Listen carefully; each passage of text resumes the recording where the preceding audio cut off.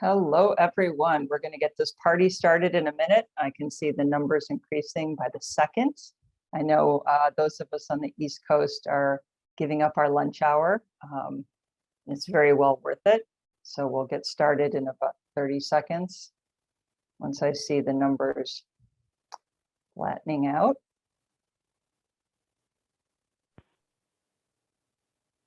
It's fun to see new faces and old faces today. I'm at an in-person meeting today at the Tax Forum, and it's great to actually connect with people I haven't seen in 2 to 3 years, and I can still fit in the same clothes I was wearing 3 years ago. All right, so it's 12:01. We're going to get started with today's webinar. My name is Dr. Meg Whitaker. I'm a toxicologist at Tox Services, and I'm proud program co-chair of A4. Dr. Lauren Hine is out on a much needed break. I think she's probably climbing some mountain right now. So we'll be recording today's webinar. So today's quarterly webinar from A4 is called Forging Tighter Connections Between Goals for Climate and Safer Chemicals. We've got an hour. We're going to spend 15 minutes. And I'm sorry, I'm in a break room here, giving this webinar. So let me turn the lights back on. We're going to give 15 minutes for questions. So the feedback we've had thus far is there's never enough time for questions. So today, we're going to make sure there's time for questions. Next slide, please. Before we get into the webinar, I'd like to tell you a little bit about A4. It's really important if you're not a member and you're interested in safer chemicals and AA to join A4. We're a team. We work together. Some of us are competitors, but we're always collegial, and we'll help each other get to safer. We do make a difference internationally, and we're still a young, new association. So if you haven't gotten around to it, please join. We've got the website there on the bottom of the slide. So join us, become part of our different committees, sign up for our email list. There's tons of great content, and we're a growing organization. So we want to see you join A4. Next slide. So what are our goals for today? We're in a climate crisis. So it's not just about safer. I know you always hear me talk about safer chemicals, but it is about sustainability and looking at climate change. So a current focus on decarbonization solutions related to the use of fossil fuels, mainly in the energy and transportation sectors. But many of these solutions miss the fact that fossil fuels are also the fundamental building blocks of the chemicals and materials. They're embedded in more than 96% of manufactured goods. So we're going to learn about current initiatives, policy and business strategies, as well as resources and tools that are supporting both climate and safer chemical goals. And we want to hear from you today. We want to hear about what opportunities can you share that are forging tighter connections between needs that are addressing climate mitigation and a transition to safer chemicals. So this is an exciting webinar, and I see a natural evolution of where A4 is going. Next slide, please. So I'd like to briefly introduce today's speakers. Let me bring up the bios for a second. So Doreen Fedrigo is a climate industry policy coordinator for Climate Action Network Europe. She works on industrial strategy and related topics such as industrial decarbonization, emissions trading systems, energy intensive industries, and the circular economy. Teresa McGrath, who most of us know really well, is Healthy Building Network's Chief Research Officer. Teresa leads the Healthy Building Network's research and education strategies. And finally, bringing it on home is Mikhail Davis. He's Director of Technical Sustainability at Interface. He's responsible for advancing Interface's globally recognized Mission Zero and climate take-back commitments in the Americas by building international leadership capacity and creating external partnerships that shift the market towards sustainability. Next slide, please. So a few webinar logistics. We are using a Zoom meeting. So please keep your lines muted and your videos off when you're not speaking. Remember to turn your phones off. We don't want to hear anything, any background noise if you're not muting yourself. During the Q&A portion of the session, if you wish to ask a question or offer a comment, please raise your hand. and we'll show you how to do that in the next slide. So feel free to unmute your line and turn on your video so we can see you and engage more in the voices, faces in the conversation. Feel free to use the chat. We've got people monitoring it. This session is being recorded, and we will post these as well as the slide decks that the presenters are providing on the A4 website for you. An inventory of resources described on this webinar will also be posted on the A4 website because this is really information intensive. Next slide, please. So I think most of us have over Zoomed over the past 2 years, but if you've never used Zoom before, to raise your hand, open the reactions button, hit the raise hand button, and then please use the lower hand button afterwards. The chat will work too. You can also give us a thumbs up if you'd like, but it's pretty self-explanatory. If you really get flummoxed, go ahead and use the chat and we'll make sure that we answer your question. Next slide, please. So with that, I'm going to turn the baton to Doreen. I'll turn my video off, and we want to hear all about what you're up to. Thank you. Thanks very much, and thanks for organizing such an interesting event and for having invited us to participate. For those of you who don't know, Climate Action Network Europe is the European, what we call a node of an international network of organizations working for sustainable climate and energy policies across the world to come back within planetary boundaries. And in the European node, the EU node, I am what we call the Industrial Transformation Policy Coordinator. And I had a relatively young and new team called the Production and Consumption Team. So already I think you can tell that we're taking a much more systemic or holistic approach. And therefore it's very interesting to come today to talk about an element of the toxics and climate nexus. So let's see if this works. I'm hoping it does. And I'm going to spend, it's not advancing. Maybe I'll do that. Okay, I'm going to spend a bit of time on the first half of the presentation, and then I'm just going to race through the second half because I think there are a lot of things that will be quite obvious for people participating in a session like today's. So I wanted to talk just very briefly about CAN's industry work, especially as a lot of people talk about industrial decarbonization, and you expect that, I guess, from a climate organization. But when I started at the organization about 2.5 years ago, I quickly used the term and changed it to talk about industrial transformation. Not least because we don't need a narrow focus on what we call technological decarbonization, the fuel switches, energy efficiency, those kinds of things. But also because we already know as environmental organizations, as organizations working on EU policy, that in order for at least Europe, and I would say probably the rest of the world, to get to something like 1.5 degrees or climate neutrality, it's going to take more than technologies to get us there. And it's not just focusing purely on the climate and energy side when, as we've already heard, chemicals is very heavily dependent on fossil fuels, which obviously is also a natural resource. And so what we've done within the organization is we're making stronger links between the climate and biodiversity, and not biodiversity just in terms of protecting land, protecting forests or other ecosystems, but also in terms of the materials that we're using and how those are extracted and transformed and placed in, or put into our economies. And so often we'll end up talking, especially within the European Union bubble, on things like circularity, because we have a massive push on the circular economy, or what we call integrated approaches.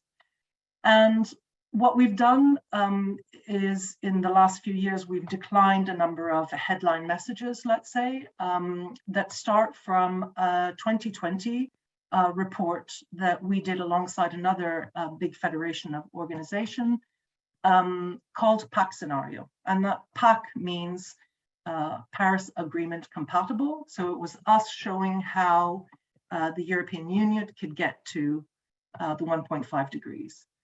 And we took that as a starting point and continued going forward in terms of the messages and the detail that we're putting around some of the sectors, or more generally for industry. Those include these bullet points, which you'll see, which is about addressing the eco-design of products and production processes, looking at technologies in a wider context than just decarbonization, technologies when needed, because there are lots of techniques and other tools that are also relevant and will help to get us to within planetary boundaries again. The environmental and social profiles of proposed technologies, as well as ensuring that the systemic approach means we're not going to continue shifting burdens from climate to other areas, including biodiversity or pollution. That includes talking much more about what we call alternative business models, which is all about the sharing or leasing economies. We're pushing for more focus on demand side management, which means obviously reducing the consumption of different resources or energy. And especially most recently, for those of you following what's happening in terms of Russia and Russian gas into the EU, there's a whole package of measures that the European Commission has been working on called Repower EU, which has been about shifting away from Russian gas.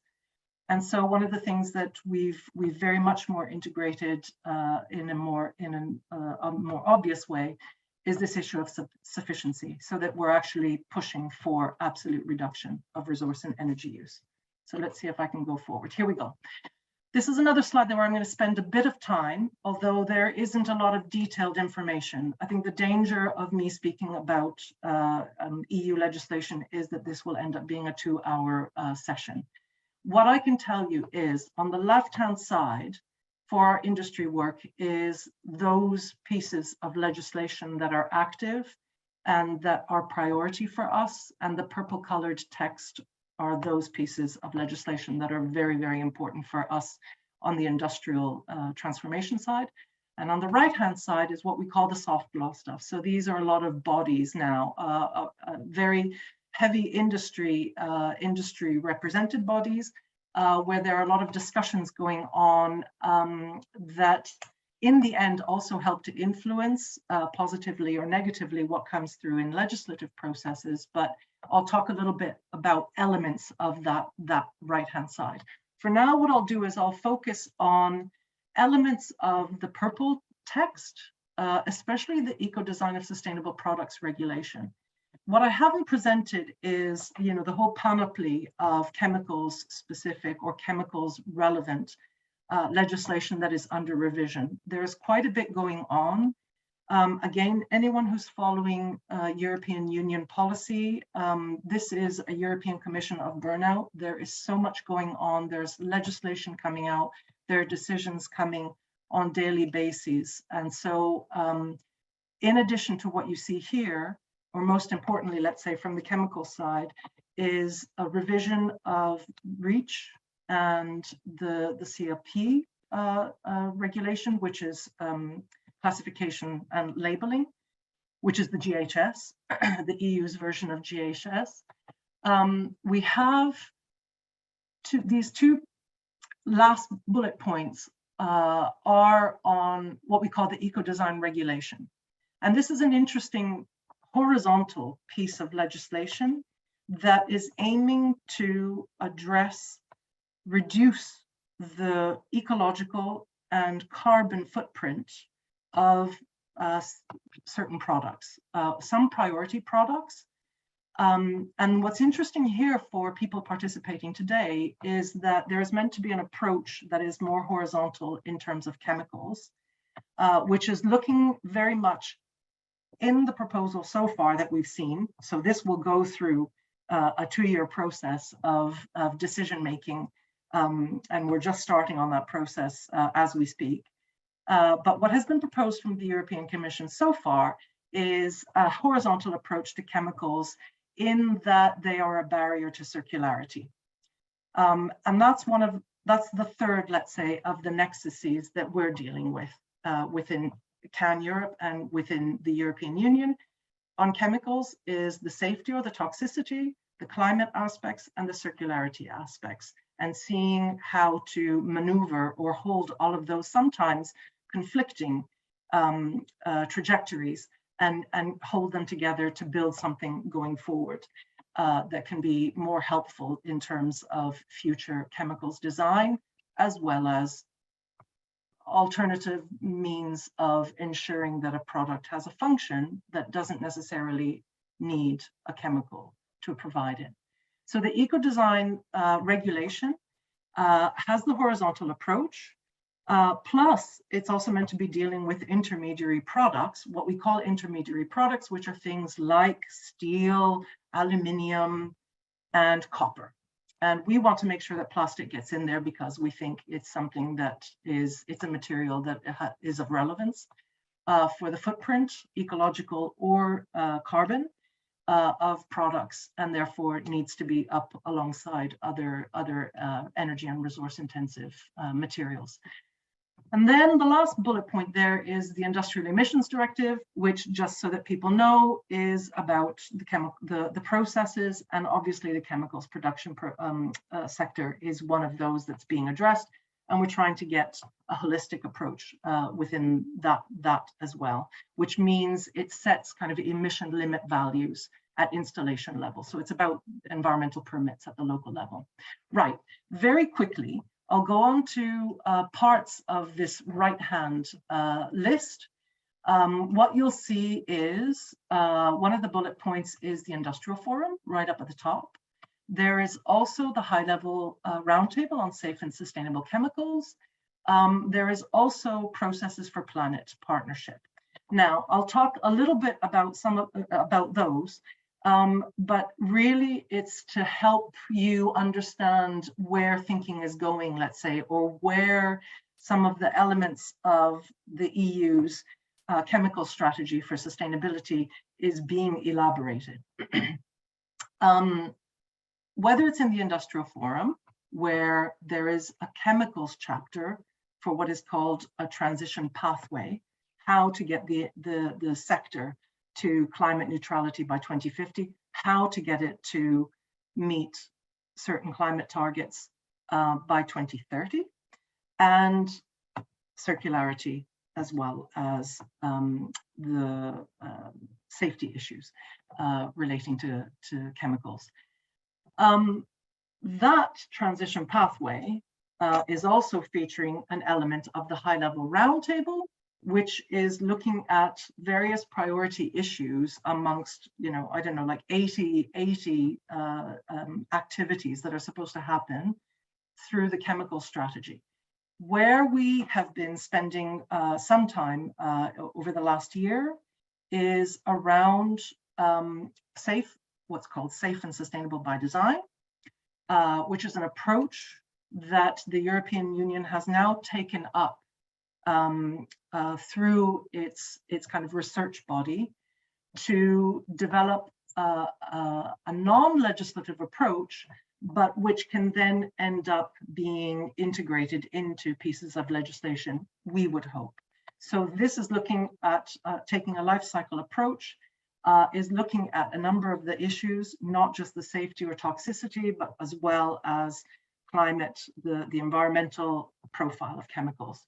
So the aim with those two bodies, let's say, is to see how to guide the chemicals industry more clearly towards what are our European Green Deal goals, which are, again, about a resource efficient economy where greenhouse gas emissions are neutralized by 2050, etc. There are a number of, and zero pollution. We achieve a zero pollution objective. The last point here that I would talk about is the Processes for Planet partnership, and that is very much research and innovation. And so it integrates 10 energy intensive industries And there, what we're looking for as part of the feedback panel as an NGO is to see how to make sure that the right research and innovation calls are coming forward so that there's coherence between these pathways, the objectives of the pathways and getting to safe and sustainable by design, and everything is kind of running in the same direction rather than pulling in opposite ways. Now, I'm going to talk very, very briefly as well about a report or a document that we produced a couple of weeks ago, last month. This is our transition pathway recommendations for the chemical industry. Now you'll understand why we're talking about transition pathways specifically. And the green box at the bottom is where you'll find some of the interesting elements. What you'll notice is even for a climate organization, our first point is to phase out hazardous chemicals and their export.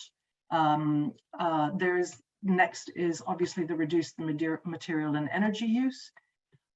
We address plastics for clean circularity, but also reducing plastic production.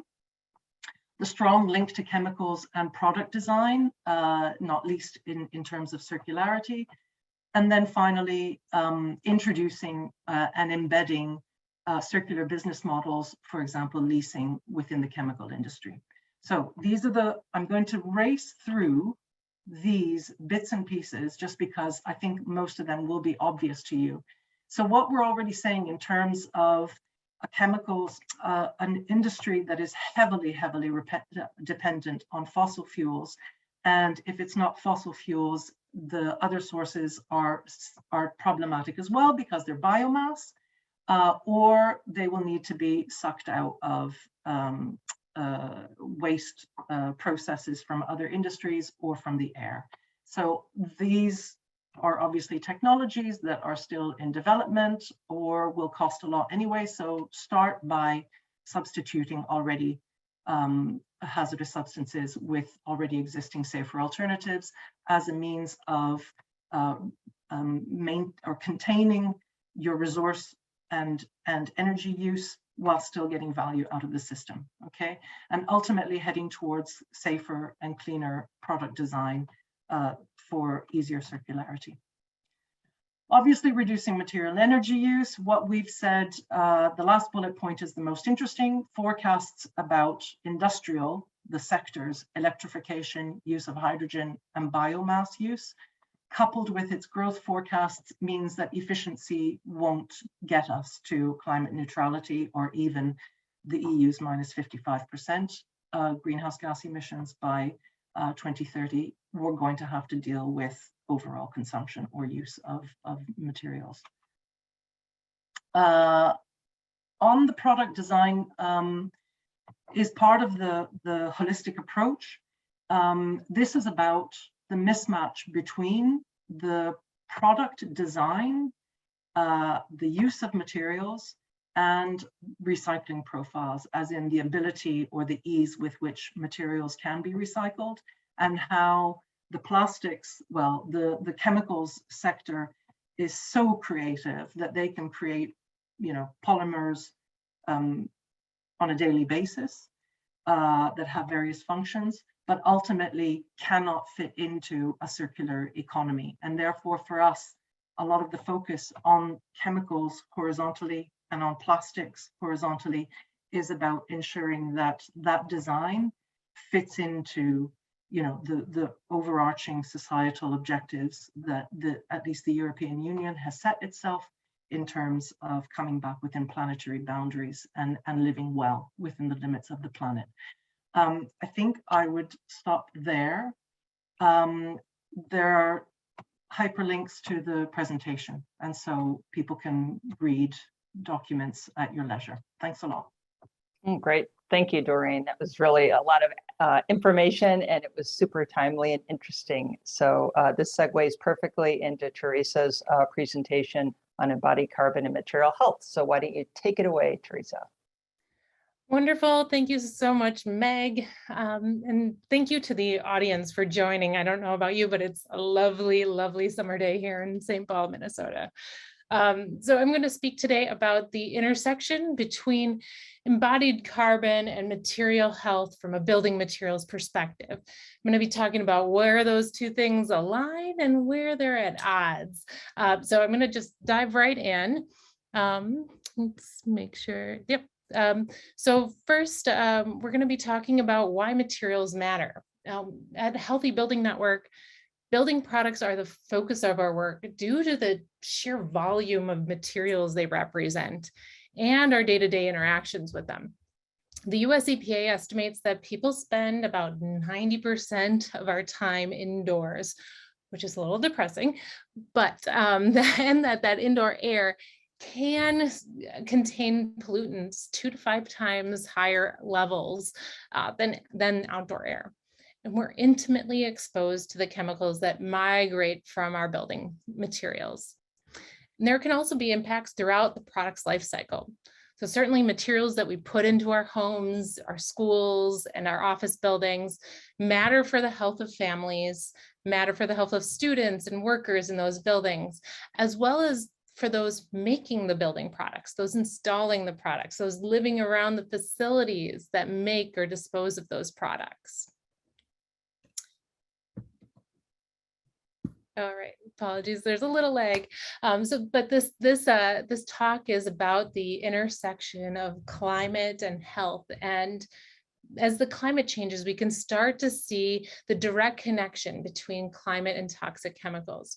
We see how building materials directly contribute to global warming by using, for example, high global warming potential chemicals in their manufacturing. We see how toxic chemicals increase communities' vulnerability to climate change effects.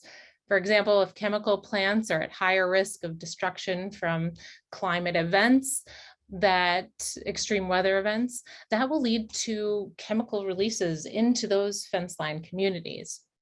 And we also see that as we work collectively to reduce our energy consumption, we're making buildings more energy efficient, which is great. But we also need to consider that these tighter buildings trap more chemicals inside, making our material choices that much more important. And there's a current perception that project teams need to choose whether to focus on selecting products that are low in embodied carbon or focus on selecting products that are safer from a material health perspective. And oops, sorry. Go back, apologies. But we challenged this perspective with a recent report that we released exploring the intersection of material health and embodied carbon. We published the report in partnership with Perkins and Will just a few weeks ago. And this is with the goal of this research project was to define the product category drivers of embodied carbon. We focused on flooring materials and drywall, gypsum drywall, and identify where the carbon and health guidance aligns and where it conflicts, and then identify and develop new guidance on how to select typically safer, typically low carbon product types. And so we started with the flooring. I'm just going to be presenting flooring today because of the short time frame. And I think I think the trends that we saw in flooring apply to different product categories. So I think it's quite relevant. So for the flooring category, we focused our research on carpet and resilient flooring. And we dug into first, what are the material health drivers for those product types? And what we found was that the biggest material health drivers include toxic heavy metals and post-industrial recycled content, such as fly ash. So for those of you who are not familiar, fly ash is a byproduct from coal-fired power plants, and it's sometimes used as a filler for carpet tile backing and can contain toxic heavy metal contaminants. So you can avoid this by choosing carpet with calcium carbonate or recycled lead-free glass as alternative fillers, for example. Another impact is manufacturing releases from vinyl and polyurethane production. Vinyl is also known as polyvinyl chloride, or PVC, is the most frequently used material for resilient flooring. And vinyl and polyurethane are also both commonly used as backing materials for carpet. Both vinyl and polyurethane use mercury, asbestos, and/or PFAS in the production process. Alternative backings for carpet, like polyolefin, contain fewer additives and less hazardous additives. Finally, the last driver I'll mention today are PFAS, per and polyfluorinated alkyl substances. These are highly persistent chemicals that can also be toxic. They are sometimes called forever chemicals, and these chemicals are used as stain treatments for carpet products. Now, alternative treatments are becoming available, but greater transparency about their chemical identities are still needed. So therefore, the biggest opportunities to improve material health within the flooring product category are to choose products that avoid these materials. So from a material health perspective, we know that the most effective way to choose a safer flooring is to choose product types that, as I said, typically use safer materials for within that product category of flooring. And when I say product type, what I mean is carpet or linoleum or vinyl flooring. So this is before you get to a specific manufacturer. We're talking about the product type. The best way to avoid hazards is to avoid product types in the red on our hazard spectrum, which is up on the slide here, and prefer product types that are higher on the hazard spectrum. But once you've narrowed in on a preferred product type, then we recommend going and doing research on the best specific manufacturer product within that product type. Now, when we switching over to the embodied carbon drivers for flooring, what we found in our research were the biggest drivers of embodied carbon for carpet. And when I say embodied carbon, I should say that embodied carbon refers to the greenhouse gas emissions arising from the manufacturing, transportation, installation, maintenance, and disposal of materials. So it's really the energy spent to make and dispose of that product. And the biggest drivers of embodied carbon for carpet, when we talk about carpet, is in the manufacturing of the carpet fiber. In particular, the manufacturing of nylon, where 70% of the carbon impacts lie for carpet. Similarly, when we look at resilient flooring, the biggest drivers of embodied carbon are from resin production and service life. Flooring products with a longer service life outperform their peers typically from an embodied carbon perspective. And resilient flooring, I'll keep these things moving actually. So similar to material health, the biggest opportunities to reduce embodied carbon within the flooring category are to avoid product types with the highest typical embodied carbon and choose product types with typically lower impacts. Carbon, for example, carpet with virgin nylon is one of the worst choices from an embodied carbon perspective, due in part to the short service life of carpet. Carpet typically has a commercial service life of 5 to 11 years, meaning the impacts used to make that product are generated over and over again each time a replacement product is made. And when we look at all this data together, we see the points of alignment for material health and carbon outweigh the points of conflict. So by choosing, for example, a product with a long service life, a product with bio-based content like wood, linoleum, or cork, by avoiding virgin nylon carpet, by using safe and circular materials, all of those product types are generally going to be aligned generally going to be better from a material health perspective and a embodied carbon perspective. But we did see some points of conflict. For example, PVC flooring tended to be sort of middle of the road from an embodied carbon perspective, but tended to be worst in class from a material health perspective. And so it is still important, that highlights that it's still important to consider both material health and embodied carbon when making those material choices. So to wrap up, HBN's guidance, we've developed guidance on 12 different product categories. This is material health guidance with those stoplight charts. And we've now done embodied carbon research on 2 of these categories. So we're working every day to increase the data and resources and to make it easier for you and your team to choose safer low carbon products. And I'll wrap up by sharing our tagline, which is when you know better, you do better. So our whole goal at Healthy Building Network is to inspire everyone to become part of the solution by sharing information needed to make better decisions. Thank you very much. Great, thank you, Teresa. You're very brave to present before Mikhail, especially on flooring. So this is really interesting and great. So let's keep things moving. So Mikhail, why don't you take it away? Excellent. Yeah, Teresa, we already had an offline conversation about.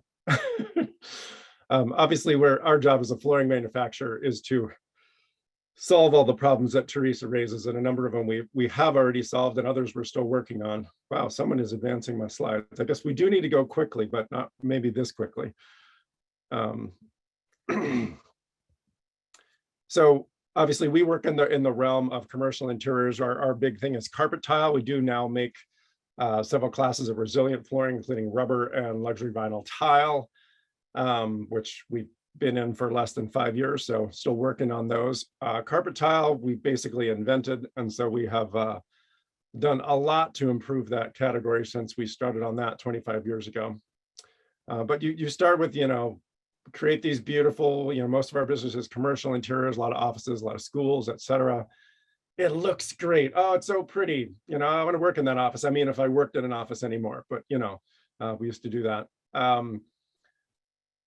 But how do you know how do you see behind the curtain of this? So apparently I can't advance my slides anymore. All right, now we're moving. Well, now we skipped a slide. All right, we have to move fast anyway. Wow. If you ask manufacturers of these products, what you will get is this. You will get a dizzying array of mostly 3-letter acronyms and different seals of approval and green circle and green square and chasing arrows all over the place, which most people can't keep track of and don't tend to unless you really know exactly the definition of a specific 3-letter acronym or the specific certification. You can't necessarily answer your specific technical questions, let alone a much larger question like, did this come from, some of the worst sources of raw materials in the world? It's going to be really difficult to go quickly if I can't advance my slides. Okay, we'll work on that, Mikhail, Jen. But meanwhile, just say a next slide. Next slide. Yeah. Mikhail, try again. Try to put your cursor on the screen and see what you can do. Or start using your arrow keys. That's what I've been doing. All right, well, something just advanced. I don't know if that was me or someone else. Anyway, to pick on the Canadians for a minute, this is a tar sands in northern Alberta. Wonderful combination of clear cutting, strip mining, and petroleum extraction. That truck in the foreground is probably bigger than your house. But what this turns into is just any old chemical or fuel. Any maybe totally benign chemical that you make that is a petrochemical could be from here, which implies that there are no totally benign petrochemicals. So if you really want to do green chemistry and also you want to do climate action, you have to get out of the possibility of sourcing materials from a place like this.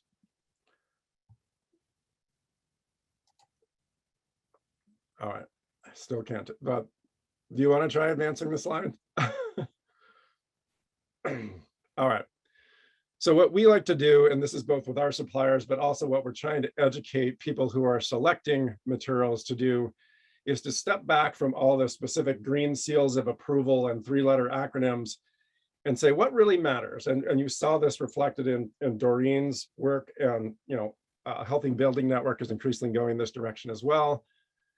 there's at least 3 big categories. You want to step back, and then you can take your specific certifications and claims and assign them to one of these categories. Okay, is this certification apply to green chemistry? Does it apply to climate and embodied carbon, or does it apply to circular economy? And then we can kind of see where you really stand on a material, because none of them are going to be perfect. Our industrial system is not set up for this. This is new to our industrial system. It's mostly been about cost and performance and availability. So our infrastructure is not built to produce these results. So the idea that you're going to somehow be perfect out of the chute is not really a thing. So it's really about assigning, okay, where are you in your journey on improving all 3 of these things? And of course, when you're designing a product, how can we create a product that at least doesn't have unsolvable roadblocks to improving in one of these categories? Okay, good, that advanced, that's good. It's going to be challenging based on how many builds I have in my slides. So just to understand these 3 lenses, and you heard it in some of the stuff Doreen was discussing, they're so interconnected that to work on them in isolation is kind of, we know better than that. This framework, the 3 lenses framework, was actually something we came up with about 5 years ago with help from Lauren Hine and others. I'm just going to try to keep advancing these, and eventually they will. But the AIA Materials Pledge, which comes out of the American Institute of Architects, is a wonderful definition which includes these 3 lenses to really state both the definition and the goal for what a sustainable and healthy building material is. So climate health, human health, which in that case they're talking about toxicity, even though of course climate is intimately related to public health. And then of course we have ecosystem health and social health. But just to give you the idea that these are really emerging as 3 of the big areas. Now, we're talking about how do we solve this for something like flooring, in particular carpet tile. As Teresa pointed out, most of what you're solving, this is what's called embodied carbon. We're talking about the carbon footprint of the product. You can see if you vacuum and clean it for 7 years, 33%, your installation, your maintenance of the carpet does add up to something, 33%. But today, and still, even after 7 years of maintenance, over half of your problem for a highly optimized product with a lot of recycled materials like ours, over half your problem is still in raw material extraction and processing. So where you get the materials from is still the huge challenge to solve. And that's both for green chemistry and for carbon footprint. This slide is just about carbon footprint. But if you looked at where are the most toxic chemicals used, overwhelmingly, I guarantee, would also be in all of those upstream stages of chemical refining, oil extraction, et cetera. So this was our big move. We released the first carbon negative carpet tile. In addition, we always do offsets for all that footprint I just showed you. But how do you actually make the materials you use take up enough carbon that the whole process of making a carpet tile is carbon negative? We got featured on Jeopardy. You won't get the sound, but we were helping the planet for 200. And the answer is, what is carbon? So this was the product innovation. This was, we moved we moved our standard backings in both Europe and in the Americas to what we call our Sequest platform. That's kind of a play on the word sequester, but C is for carbon, obviously. Sequest GB, which is a recycled vinyl-based carpet tile backing. Sequest Bio, which is the standard in Europe, replaced a bitumen backing there. That has a lot of bioresin in it as well. And then Sequest Bio X was where we took the Sequest Bio formulation and said, how much carbon could we store in this, and juiced it up as much as we could. It does cost more to produce. We managed to produce standard styles, cost competitive for both Europe and the US, that are actually carbon negative cradle to gate. So you actually have the first sort of laid down a marker. It is possible to create carbon negative carpet tile. Now we have to figure out how to do it for every style we produce and make it standard for all styles, not just the 5 or 6 we have today. So this is kind of what the standard carpet tile backing, or carpet tile for all the different producers. You can look at data on this from LCA. You can get anywhere from 2.2 kilos into the atmosphere to over 20. So as Teresa said, if you use virgin nylon, carpet can actually be quite an high embodied carpet product to use for your flooring. Now, if you use 100% recycled nylon, which we use in over 70% of our products, it can be quite low. It can actually be a very low embodied carbon choice. So have to leave room for innovation, even as you are broadly characterizing different types of flooring. So this was kind of our path to getting to carbon negative. We had to invent whole new supply chains. We had to bring in a whole bunch more, bio-based waste materials, use some good old soybean oil, which is like the most boring bio-based material, but we did use some of that. Managed to produce these styles like you see in this picture that are actually net carbon negative, cradle to gate. Now, what about green chemistry? It'd be great if we, produce a carbon negative carpet tile, but what if we did it with toxic materials? Fortunately, that is also one of our lenses.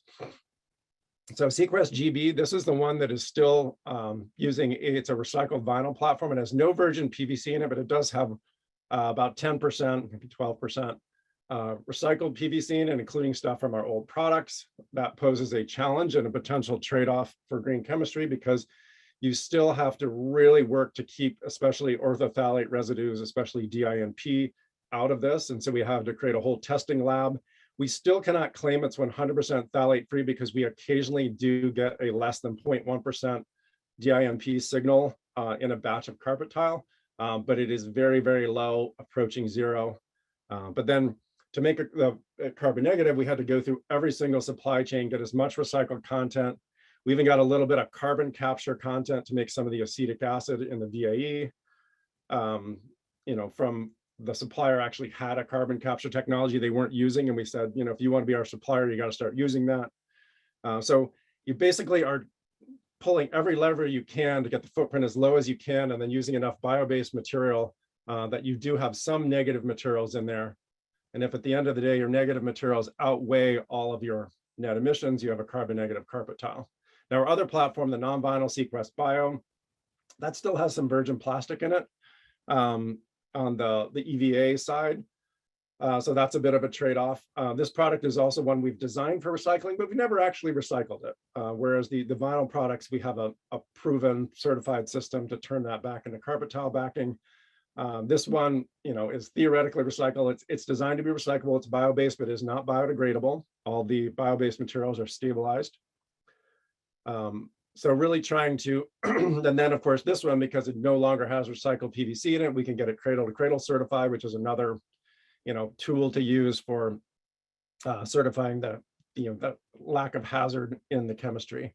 Obviously not perfect. You have other tools like the Living Building Challenge Red List, which are even less perfect. This is a wonderful example of a polyurethane backed carpet tile that is third-party verified, Red List free. And then you look at the actual ingredients, you're like, antimony oxide, really? Like that's a heavy metal last I checked. Benzene, okay. Wait a minute, that's PFAS. How is that, Red List free? By the way, and then we look even deeper, styrene, butadiene, vinylidene chloride. Now, I'm not a chemist, but that sounds an awful lot like chlorinated rubber, which is just PVC blended with 2 other carcinogens. So obviously some of our tools for green chemistry are a little less than perfect. And somehow this product also got C2C silver certified. So again, there's some loopholes to close here. But also it just shows that we really need to be focused on the 3 lenses, not just narrowly on one certification, because none of these certifications is perfect. So broadly, these things all fit together, because when we talk about health and materials and even just toxicity, we want to protect all the people, not just the people in the building, but all the people that live next to every one of these facilities. If this is what your supply chain looks like, you have 1,000 toxicity issues to solve. From people that live next to the interstate highway to people that live next to an oil well, people that live next to a landfill. The challenge is much bigger. And unless we can get our supply chain to look a lot more like this, move towards circularity, we really don't have much of a hope of solving either the climate impacts of materials or the toxicity impacts of materials. It's not that there aren't still problems to solve. You have to pay attention to what we're recycling. Does it have toxic materials in it? Is it an energy efficient process? But this is actually a solvable number of problems. So without circularity, which I gave rather short shrift here, we can't really solve the other 2 problems. So ultimately, it's going to look like we're going to be aiming for the middle of this Venn diagram. but we're not going to be there today. And we just need to keep track of and be very transparent about where we actually are, okay? Could be products we don't really know anything about their chemistry, but we do know something about, opportunities to recycle them, or we know about their embodied carbon. Let's mark that down as a place to improve. Similarly, we may not know anything. Circular economy is very poorly defined still. Product claims on circular economy are pretty primitive and often, frankly, totally BS. So we just need to keep a very honest accounting of where we are and to request that of manufacturers and raw material suppliers. Ultimately, we also have to have a vision of where we want to get to. This has been one of our key templates for where we want to get to. And we've focused a lot on climate, especially if you look at the third vertical down, going from entirely petroleum-based products to low carbon products to then eventually carbon products that sequester carbon. We need to make sure that we have a vision of where we want to go, not just that we want our alternatives to be less bad. So that's just kind of a reminder to all of us to, even as today we have to make a decision that is basically just less bad, let's have a vision of where we actually want to go. All right, that's me. Sorry, I went as quick as I could. Oh, this is great. Thank you very much. So why don't we have the three presenters turn on their cameras, and we have a couple questions in the chat, and because there's so many people on the webinar, it might be easier if people type in as opposed actually to raise their hand. So let me start out with one of the first questions. It's from Owen Kane, and it's, in the efforts for a circular economy, what is the hope for measuring the lifespan of the product and the manufacturer's responsibility to know when to take the product back? So extended producer responsibility, especially when it comes to materials like plastics. And then additionally, how does that focus change when product safety might require the use of certain chemicals or materials that have either a life cycle or like a chemical hazard? Anyone want to take that? That's a lot of questions in one. So it gets to what's you of course have pioneered a lot of the extended producer responsibility.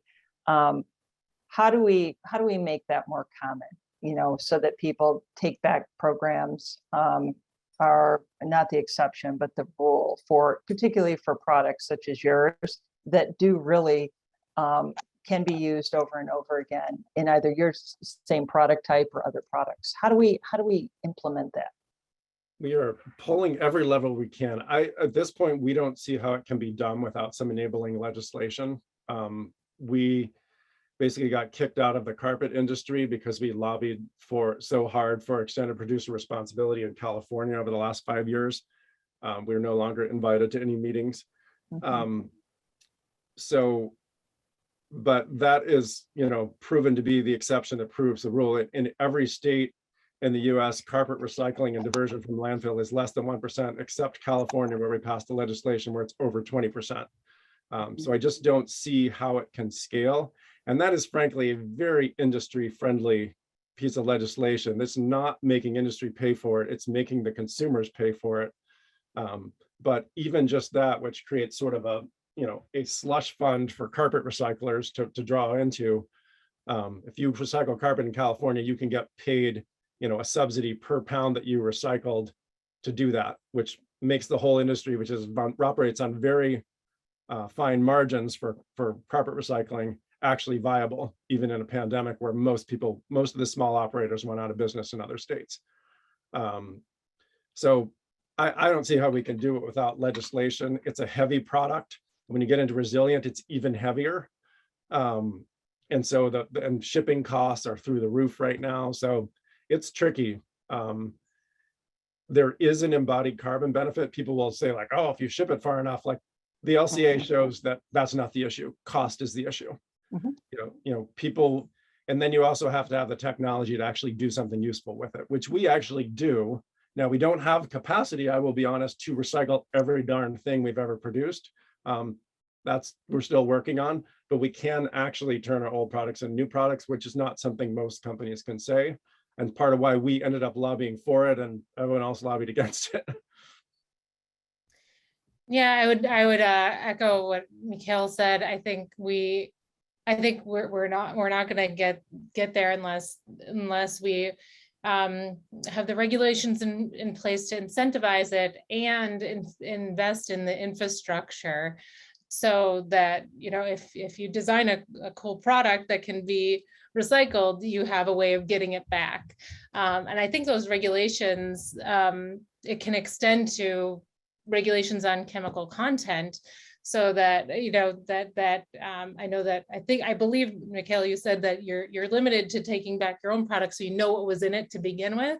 Yeah. And if we can extend that, the regulations on chemical content to all producers, then hopefully that gives you a more versatile pipeline to recover and use into your products. And of course, this applies to any circular conversation. The safe and circular will further enable this in the future when the infrastructure is in place. It's just another example of how intimately related these ideas are, because if it's bad chemistry, no one's going to want to recycle it. Or if you do recycle, it's going to be more expensive to recycle it because there's more screening, more processing, et cetera, which adds cost to it, which is ultimately what makes circular systems break down right now. Because we're competing against very mature infrastructure to pump out oil and gas and mined minerals, et cetera. And so anytime we add cost to these emergent circular systems, we're endangering them. Yes, this definitely is the first of many discussions.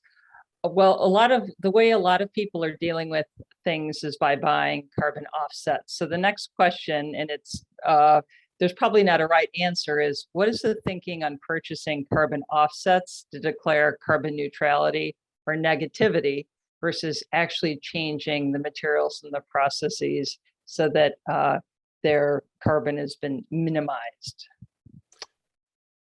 We never include carbon offsets in any definition of carbon negative. So we will guarantee that using offsets, everything we sell, regardless of where we are at and reducing its actual footprint, is going to be carbon negative. But that's really a for today kind of like better than nothing kind of strategy, as opposed to, it doesn't solve the problem. So we're working on solving the problem. In the meantime, we're going to buy a lot of carbon offsets. But you know, it gives you a slight cost or price incentive to, you know, especially because carbon offsets are going up in price as a lot of people are buying them right now. It gives you a bit of a built-in carbon tax if you guarantee all your products are carbon neutral and the price of carbon offsets goes up. But that's really the most useful function of it. That and the message that industry has to take responsibility for their carbon footprint. Other than that, it's not even part of the innovation conversation. But Doreen, would you agree that it still has a place in terms of companies who are particularly new at this, going through the process and trying to get a start somewhere? I'm afraid the answer is no. No. Okay. If what you're looking at is offsetting, then you're not actually changing your business practices. You're not changing your business case. And that doesn't mean that there isn't an element of a role, let's say, for carbon offsetting. But there was a fantastic report that came out, I think it was today, that said there should be much more zero and less net focus, because I think it's just too easy to focus on, you know, the technological, you know, end of pipe stuff. Ooh, how do we get it out of air? And actually all of that thinking, the reverse logistics, and also, you know, just, I mean, I won't take too long, but just building to what we just talked about earlier with the previous question is, you know, there's such a change between the linear and the circular economy that it will take, it's a path that we're on. But as long as you get the fundamentals right, you know, from the start, which is about the toxicity and the climate and the circularity, then you're more likely to find it easier going forward with those kind of unsolvable blockages or those problems. Otherwise, you're just skirting around the issues and actually not providing. You're ending up going towards the greenwashing and away from actually dealing with the hard issues. That's it. Thanks. I agree. Let's see. We've just got one or two more slides. We just want to thank you very much, presenters. This is great. We just have one quick slide in terms of, well, what's new? What are we working on at A4? So watch your emails for our announcements about our upcoming webinars in the early fall and winter. We're also in the early stages of planning a workshop evaluating mixtures in the context of an alternatives assessment. We're also working with some government agencies on some hands-on toxicology training to try and make sure we're training the next generation of toxicologists that know what safer is as well as sustainable. But again, please join A4 as members. If you'd like to volunteer, there's a seat for you at the table. Thank you very much for attending today's webinar. And please take the time, just 20 seconds, to evaluate the webinar. Sorry we couldn't get to every question. There were so many, but we'll look to see you at future webinars. Thank you. Bye-bye.